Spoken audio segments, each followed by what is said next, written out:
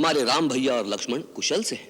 उन्होंने राक्षसी ताड़का को मार दिया। सुबाहु मारीच को परास्त करके मुनि विश्वामित्र जी का यज्ञ संपूर्ण करा दिया। फिर मुनि उन्हें मिथिलापुरी ले गए। वहां राजकुमारी सीता का स्वयंवर हो रहा था। उसकी शर्त थी, जो उनके यहाँ रखे हुए शिव धनुष को उठाकर उस पर प्रत्यंचा चढ़ाएगा, उसी के साथ राजकुमारी सीता का विवाह हो जाएगा। सब राजा राजकुमार शक्ति लगा लगा कर हार गए। पर भगवान शिव जी का वो धनुष किसी से हिला तक नहीं।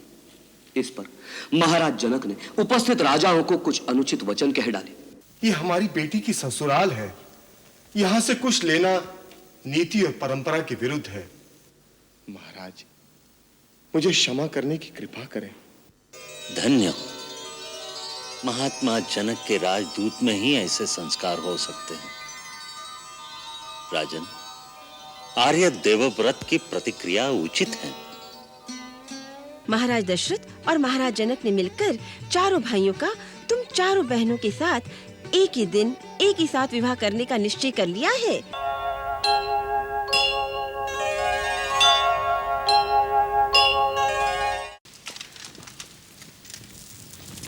जुग जुग जियो, सदा सुखी रहो। दोनों बड़े प्रसन्न हो। बात क्या है? तात, मिथिला के महाराज जनक जी के एक दूत आपके लिए शुभ संदेश लेकर पधारे हैं। महाराज जनक का संदेश? हाँ, भैया राम का संदेश। मेरे राम का संदेशा? वो कुशल से तो है ना? कुशल तो है ही माता, साथ ही उन्होंने अपना रण कौशल भी ऐसा दिखाया है कि आर्यवर्त के बड़े बड़े बलवान राजा वीर राजकुमार हार गए, तभी अपने भैया आगे बढ़े। शत्रुघ्न, सारी बात एक साथ ही कह देगा।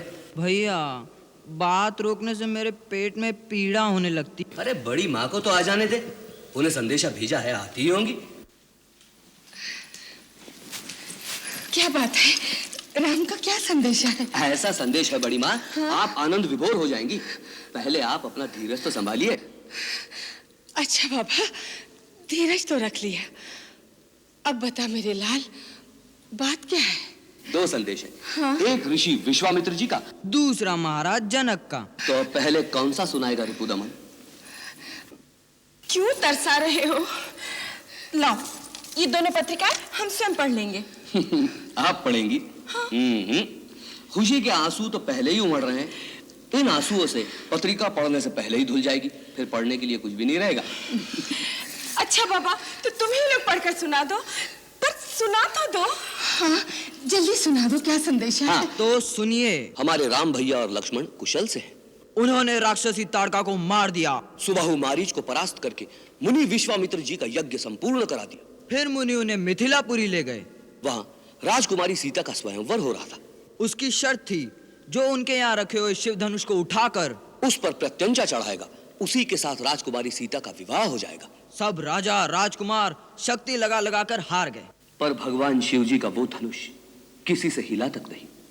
इस पर महाराज जनक ने उपस्थित राजाओं को कुछ अनुचित वचन कह डाले, जो हमारे लक्ष्मण भैया से सहन नहीं हुए। और लक्ष्मण ने क्रोध में आकर भरी सभा में महाराज जनक को ललकारा। फिर क्या था? मुनिवर विश्वामित्र जी के आदेश पर राम भैया उठे और उन्होंने सबके देखते देखते धनुष को उठाया, तनिक शक्ति लगाई और धनुष के 2 टुकड़े कर दिए।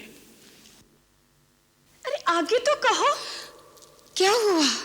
फिर कुछ हुआ नहीं मातेश्वरी, होने वाला है। क्या? राम भैया का सीता भाभी से शुभ विवाह।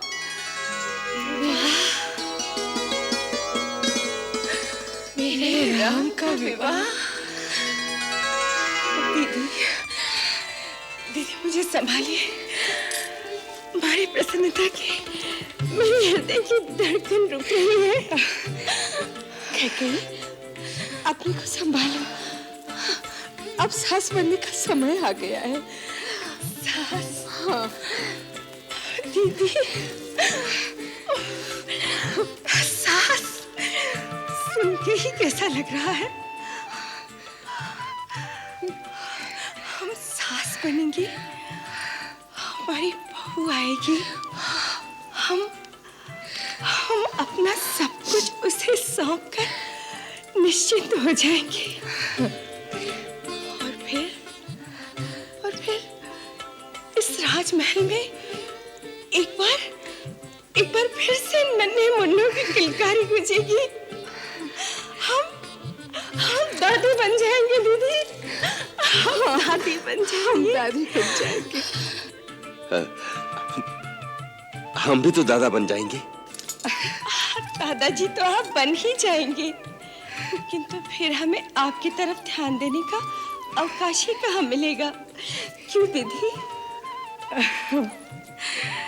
भैया फिर हम भी तो कुछ बन जाएंगे। हाँ काका, तू छोटा, मैं बड़ा। अरे आप सब अपने ही सपनों में खोए जा रहे हैं। इतना शिष्टाचार भी भूल गए। महाराज जनक के राजदूत से भी तो मिलना चाहिए। सचमुच हमें इसका ध्यान ही नहीं रहा। भरत जी, उन महानुभाव को सभागृह में ले आओ। गुरुदेव वशिष्ठ के साथ हम उनसे वहीं मिलेंगे। जो आ गया था।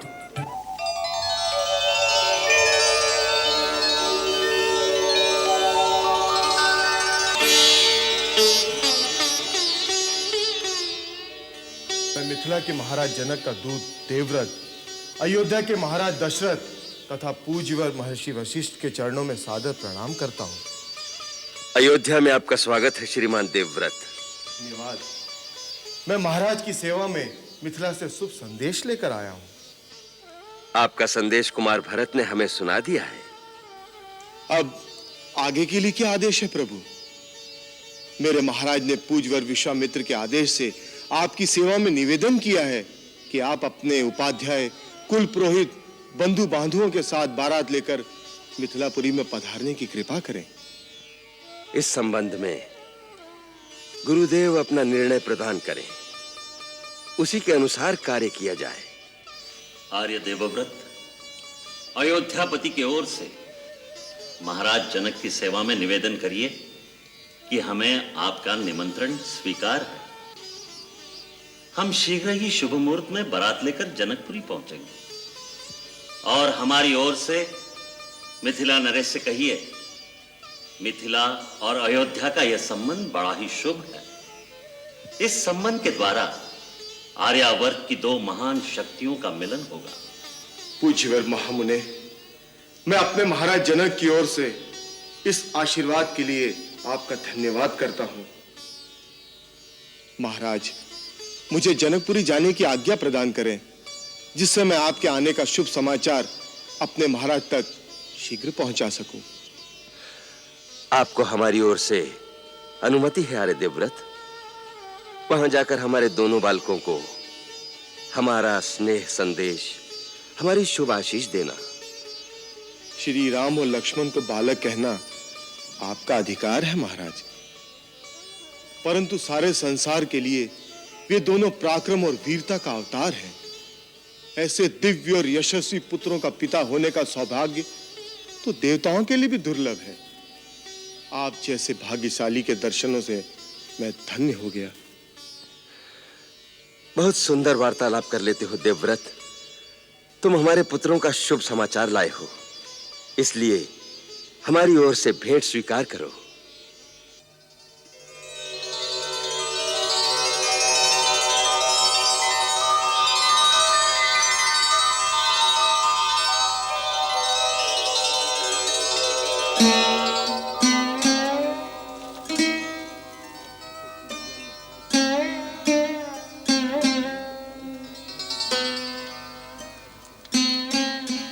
आप जैसे कीर्तिवान महाराज का उपहार पाना मेरे जीवन का परम सौभाग्य है।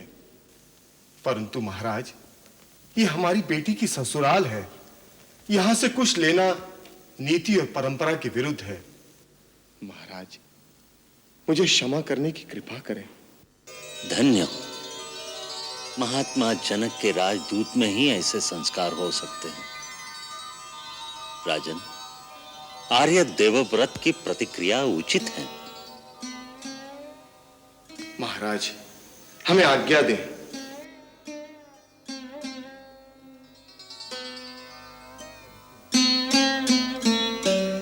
अब गुरुदेव आज्ञा दें, उसी प्रकार कार्यक्रम निर्धारित किया जाए। राजन, सुंदर संयोग बन रहा है। राम की बारात प्रस्थान के लिए परसों सूर्य उदय की 3 घड़ी बाद मध्याह्न प्रारंभ होते ही शुभ मुहूर्त बनता है। गौरी गणेश मनाकर प्रस्थान हो। कुमार भरत, वत्सरिपुदमन, गुरुदेव वशिष्ठ जी और हमारी ओर से श्रद्धेय श्री वामदेव जावाली, श्री कश्यप जी आदि महात्माओं को सविनय निमंत्रण दो। समस्त मंत्रीगण, सामंतगण और सारे नगर में न्योते का श्रीफल फिरवाकर सबको हमारा निवेदन सुना दो। नगर भर को राम की बारात में चलने का निमंत्रण दे दो और सेनापति से चातुरंगिणी सेना तैयार करने को कह दिया जाए। जो आज्ञा तात। समय कम है, तैयारी बहुत करनी है। तुरंत तत्परता पूर्वक कार्य करना होगा कुमार भरत। आप निश्चिंत रहें गुरुदेव।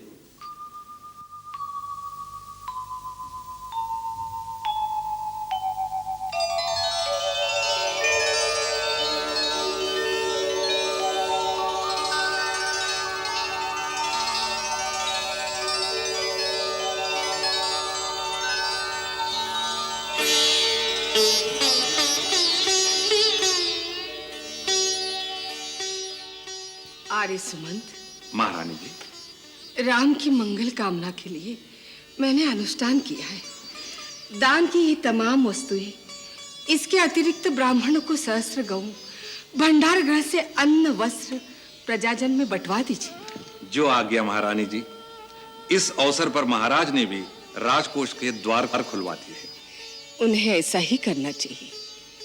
आर्य सुमंत, राम के बारात जाने से पहले ब्राह्मणों और याचकों को इतना दान दीजिए कि उन्हें कुछ मांगने की आवश्यकता न रह जाए। जिस राजा के राज में प्रजा का एक भी प्राणी दुखी रह जाए, उन्हें अपना कोई उत्सव मनाने का अधिकार नहीं होता। हमारे महाराज तो सदा ही प्रजावत्सल रहे महारानी जी। आर्य सुमंत, मिथिला पहुंचकर सबसे पहले सीता की माता से हमारा हार्दिक अभिनंदन कहिएगा। उनसे कहिएगा राम को पुत्र के समान ही समझे और सीता की ओर से लेश मात्र भी चिंता न करे।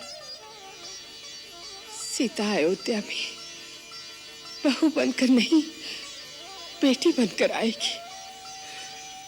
कौशल्या की ममता के आंचल में संतान के समान ही स्थान पाएगी। जाओ सुमंत, जाओ।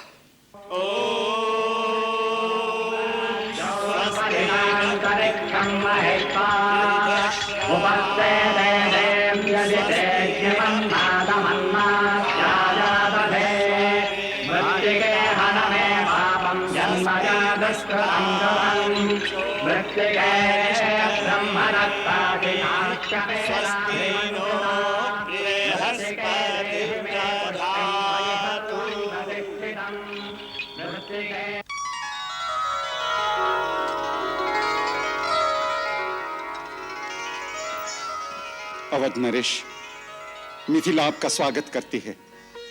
मेरे बड़े भाग्य हैं कि आपकी चरण रज से मिथिला पावन हो गई। मिथिलेश्वर, आपकी आज्ञा हुई और हम आपके प्रेम की डोर में बंधे चले आए। इतनी प्रतिष्ठा, इतना सौभाग्य प्राप्त होगा मुझे, ये तो मैंने सपने में भी नहीं सोचा था। रघुकुल के साथ संबंध होने से मेरे वंश की प्रतिष्ठा भी बढ़ गई।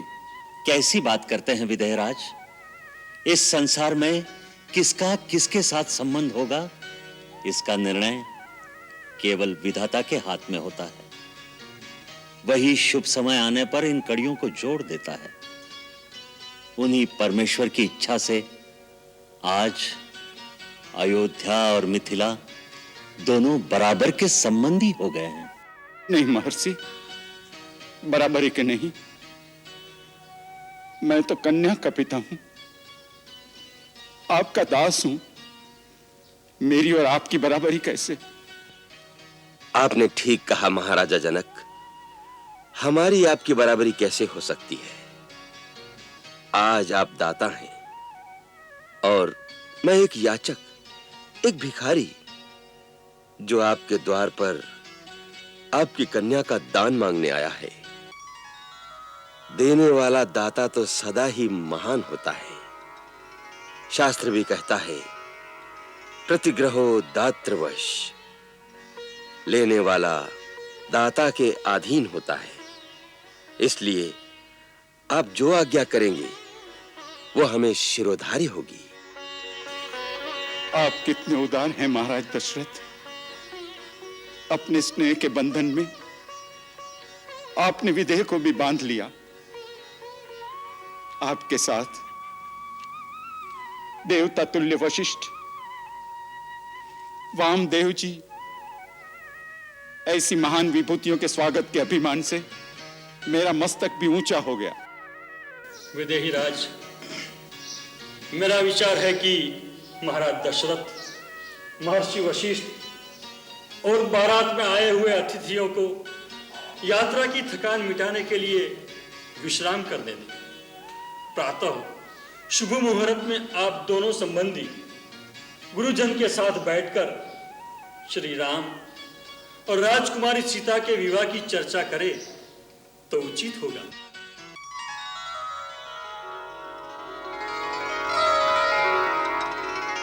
भैया भैया, पिताजी आए हैं। भरत भैया और शत्रुघ्न भी आए हैं। महाराज जनक उन्हें जनवासे में ले गए। पिताजी के दर्शन करने चलें? नहीं लक्ष्मण, हम इस समय गुरु विश्वामित्र की आज्ञा के अधीन हैं। उनकी आज्ञा के बिना नहीं जा सकते। जब वो स्वयं कहेंगे तब जाएंगे। धन्य हो राम, तुम्हारे संयम और शिष्टाचार आदर्श हैं। हम स्वयं तुम्हें महाराज दशरथ के पास ले जाने ही आए हैं। आओ चलें।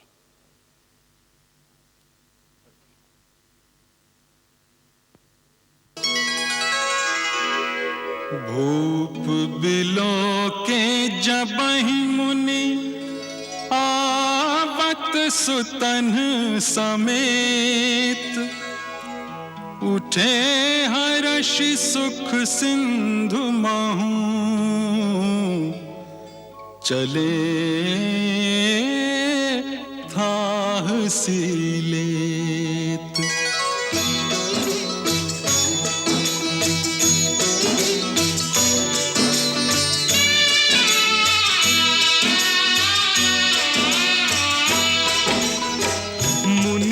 दंडवत कीन्ह महिषा, बार बार पद रज धरि सीसा। कौशिक रानी उर लाई, कही असीस पूछी कुशलाई। कही असीस पूछी कुशलाई।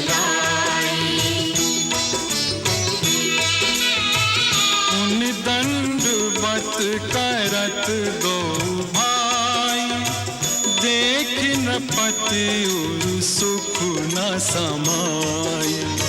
सुत ही अलाई दुसह दुख बेटे, मृतक शरीर प्राण जनु देते। मृतक शरीर प्राण जनु देते।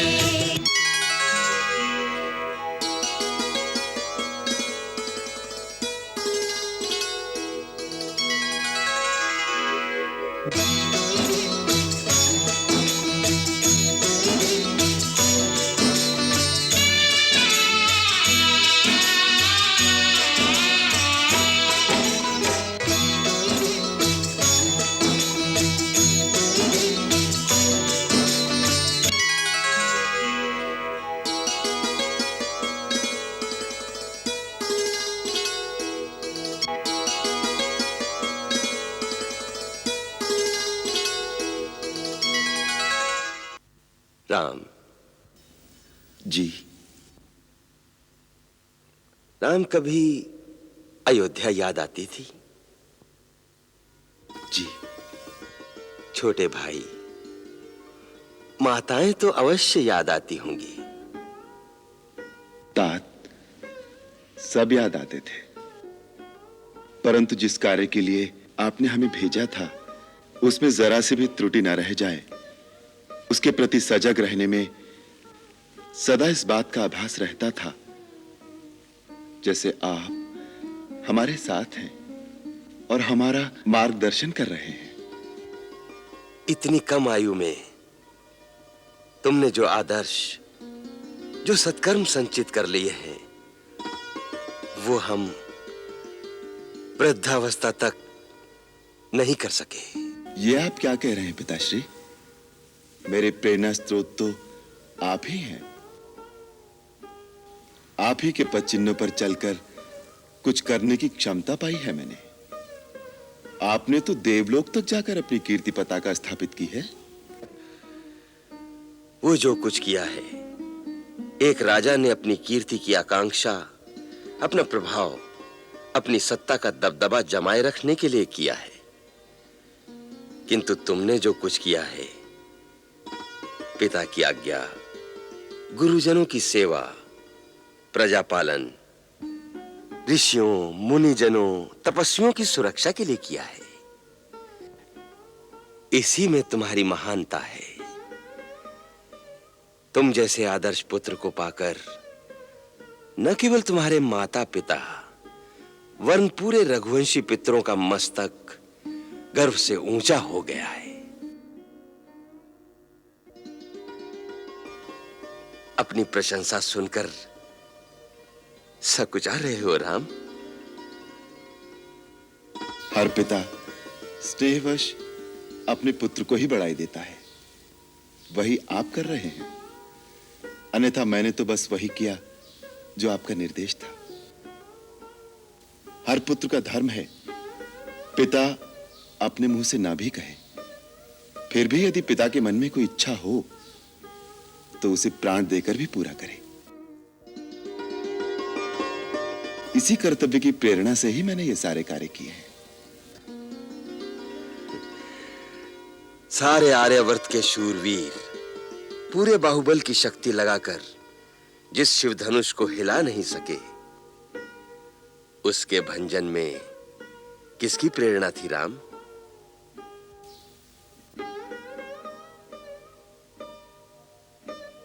जाओ विश्राम करो। जब तक हम प्रशंसा करते जाएंगे,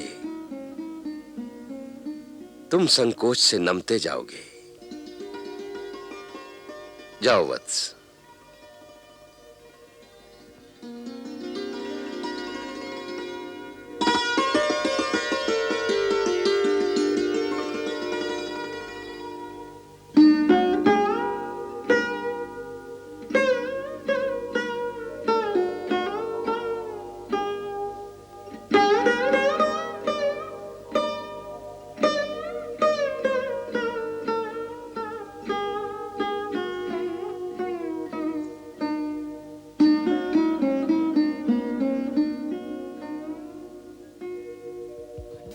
भरत भैया, पुष्प वाटिका से आने के बाद जो राम भैया की दशा मैंने देखी।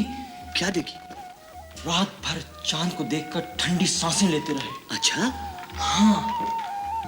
जब भैया को मैंने इतना विचलित देखा तो पूछा तो कहने लगे, लक्ष्मण, जैसे किसी ने मेरे मन के शांत सरोवर में कंकरी फेंक दी हो, जिसमें प्रेम की लहरें हिलोरे ले रही है। हर लहर में सीता की छवि। चांद को देखता हूं तो सीता।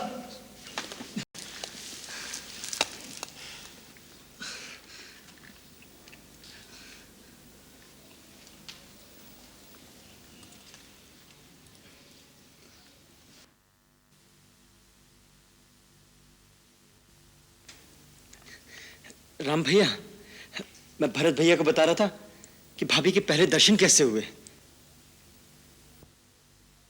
भैया, गुरु आश्रम में प्रेम शास्त्र तो नहीं पढ़ाया जाता, फिर आपने ये प्रेम की शिक्षा कहां से पाई?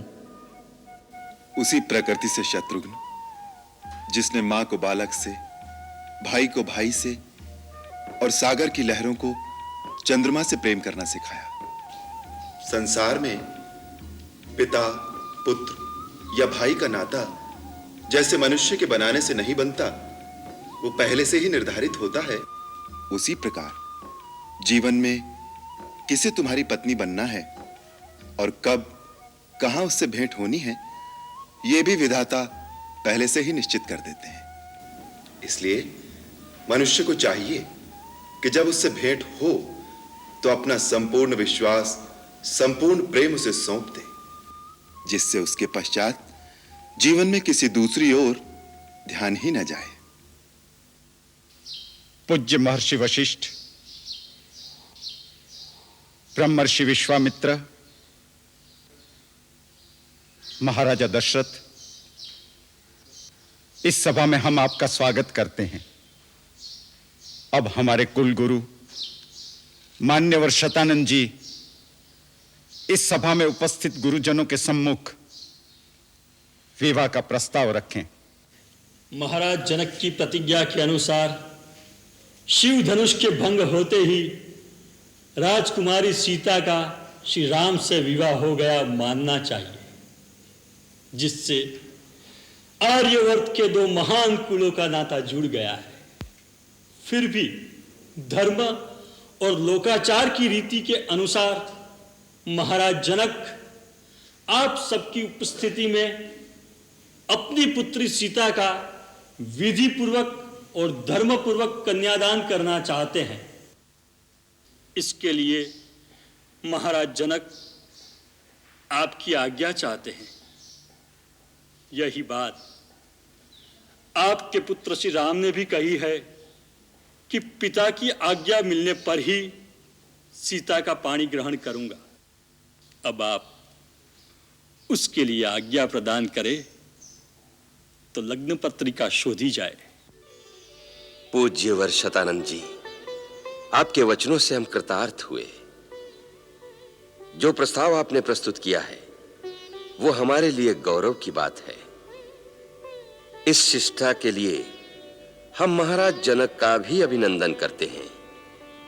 हमें अपने पुत्र राम पर भी बहुत गर्व है, परंतु महाराज जनक जानते ही होंगे कि इक्ष्वाकु कुल के देवता ये महर्षि वशिष्ठ हैं। हम गुरुदेव से प्रार्थना करते हैं हमारा मार्गदर्शन करें। महाराज जनक, विवाह व्यक्तिगत कार्य नहीं है, यह एक सामाजिक संस्कार है। केवल एक स्त्री और एक पुरुष के गठबंधन को ही विवाह नहीं कह सकते, क्योंकि उन दोनों व्यक्तियों के साथ उनका समाज, उनका कुल, उनका धर्म जुड़ा होता है। विवाह का अर्थ है दो कुलों का, उनके आचार विचार का, उनकी संस्कृति का संगम। इसलिए आपसे आपकी पुत्री का हाथ मांगने से पहले हमारे लिए आवश्यक है कि अपने महाराज दशरथ की कुल परंपरा का परिचय दें और आपको विश्वास दिलाएं कि राजकुमार राम आपकी पुत्री के सर्वथा योग्य हैं। महाराज दिलीप के सुपुत्र भगीरथ ने देवलोक से गंगा को पृथ्वी पर लाकर इस आर्य भूमि पर जो उपकार किया है वो युग युगांतर तक उन्हें अमर बनाए रखेगा। फिर इस कुल में रघु हुए, जिनके नाम से यह रघुकुल कहलाता है।